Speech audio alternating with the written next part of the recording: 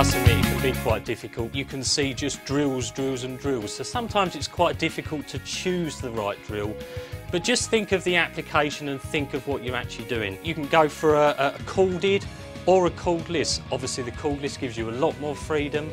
The corded at the end of the day is plugged in. You know there's going to be power there all the time until you get a power cut.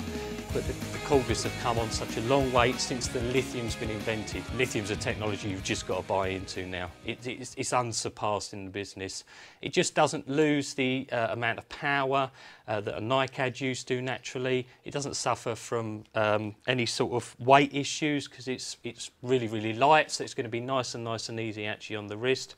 And it doesn't have any sort of memory effects. You can charge it up at any point during its life cycle. You haven't got to run it down before you charge it up. This is typically the type of cordless drill that you might have. It's a PSB. It's got a hammer system, so that's great. It's like a couple of cogs really. You put pressure on the bit, they meet, they move the end of the bit. So that's great for perforating like a medium duty material. Or you can go for the mains version. Again, this is a PSB, so it's the same type of hammer system, but it's just a mains unit, so it's your choice at the end of the day. There are a couple of things that you wouldn't be able to do with those. For example, if you was drilling into maybe a lintel over the top of your window, maybe your house is made of like a precast concrete, so that's really, really hard. Then this type of system comes into play. This type of kiddie is a pneumatic type of hammer system, so it's that really heavy type of hammer system. You can use it as a screwdriver, you can use it as a drill as well. Then you've got your great big boys toy, 2 kilo machine, absolutely fantastic. This really is a beast.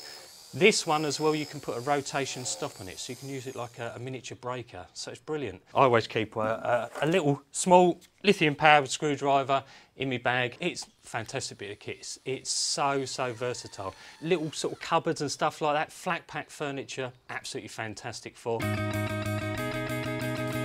When you're standing there in front of a big bay and there's just drill bits, drill bits, drill bits, it just seems a lot. Just look on the packaging because it would tell you what the drill bit does. This is what they call a flat wood bit or a wood boring bit. This is for drilling larger holes into timber. So if you want to put a pipe through, something like that. You also have what we call a brad point wood bit. So it's got a very, very sharp point on the end.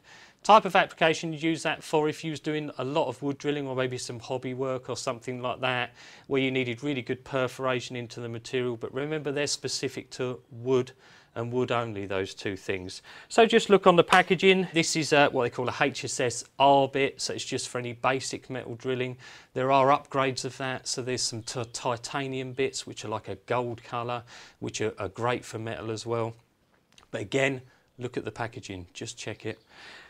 And then there's a wonderful, wonderful invention. Now it's called a multi-construction bit.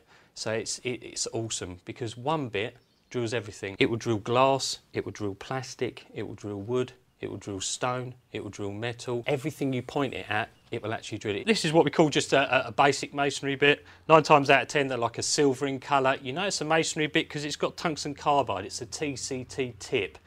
And that's used to actually perforate that harder material because you need almost like a blunt edge, and the impact rate of the drill actually does the rest. If you're going to be drilling into just medium duty brick or block work, just a cordless drill or something with a hammer system is great.